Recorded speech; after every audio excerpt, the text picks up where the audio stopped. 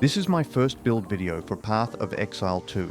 I call this build the Cursed Explosion. It is for the Lich Ascendancy for the Witch. This build is for campaign and early endgame. I will be expanding on it more as I work through the endgame.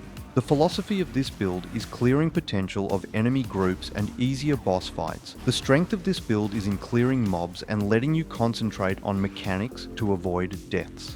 The biggest weakness of this build is boss damage. It is average to below average damage on bosses. However, since it is built around dot damage, you will be able to concentrate on the boss mechanics to avoid dying. We will start off with the skills. We are running Contagion and Essence Drain. For Contagion, I suggest having Persistence and Hinder Support gems. This will give you more time before you have to reapply as well as slowing enemies. The Zenith Support gem I'm going to replace for now, as I'm rarely above 90% mana due to my Ascendancy. For Essence Drain, the support gems are Chaos Mastery and considered casting as my must-haves. I am aiming to increase the dot damage as much as possible. I also run Dark Effigy to supplement the previous two abilities. This is also the ability I will increase the quality of first, so it will apply Withered. For support gems, I run Arcane Tempo to help with applying Withered as quickly as possible to bosses. After that, I am still testing different support gems for best results. My spirit gem is Blasphemy. I run two curses in it. These are Temporal Chains and Despair. I also run the Clarity support gem. With the build, mana regeneration is going to be very important. When I get more spirit, I will be testing other gems, but if you have extra while leveling, Withering Essence is good to help with applying Withered.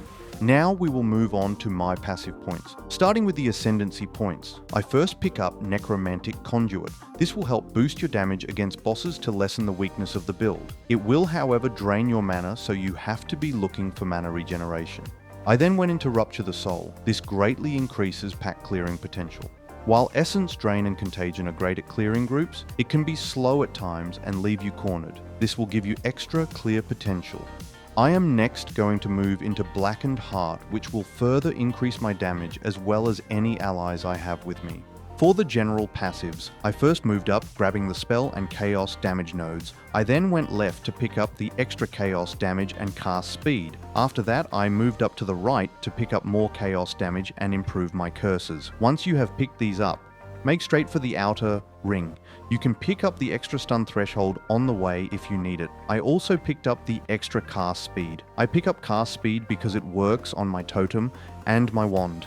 It doesn't make dots damage faster, so it can be a personal choice here. Once on the outer ring, I grab the extra chaos damage to the right, and then move left along the outer ring to pick up the next lot of chaos damage. Since I am here, I also pick up the extra curse slot. Now I move down into the extra mana regeneration and most important pick up Arcane Intensity. This will synergize well with the Blackened Heart Ascendancy once I pick it up. After this, I move to pick up the totem nodes, more cast speed, and later I will pick up the extra damage. Right now I am moving to pick up the last lot of extra chaos damage nodes. Currently I don't have any uniques to run with it and hope to get some soon.